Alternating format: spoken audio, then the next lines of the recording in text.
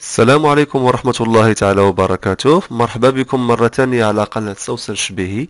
اليوم إن شاء الله نقدم لكم طريقة تحضير الجبن في المنزل. نحتاج لتحضير الجبن نص ديال الحليب، لترو من اللبن يكون بارد، جوج معالق صغار ديال الخل، شوية الملح، شوية الزعتر، شوية زيت الزيتون. نمروا الآن طريقة التحضير. تناخدو نصف لتر ديال الحليب وتنوضعوه فوق النار حتى يغلى، يعني حتى كيفيض.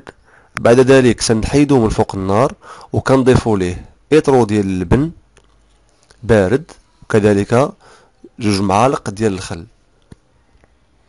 ثم بعد ذلك تنرجعوه مرة ثانية فوق النار تكون مهيلة، وتنراقبوه حتى كنشاهدوا ان الخليط ديالنا بدا كيتقطع، يعني القوام ديال الخليط بدا كيتغير كما تلاحظوا في الصورة.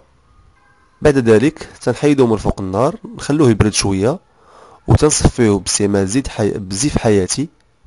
فاش يتصفى تنعصروه مزيان من الماء اللي باقي فيه.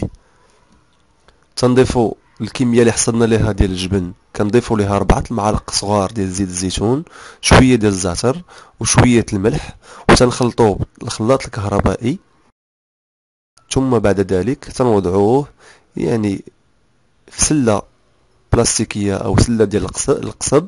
تنوضعوا الكمية ديالنا كاملة يعني في ديك الشبيكة، ثم تنديروها في الثلاجة، وفي الاخير تنحصلوا على نتيجة بحال هذا الشكل اللي كتشاهدوا، شكل جبن طبيعي بدون استعمال مواد حافظة.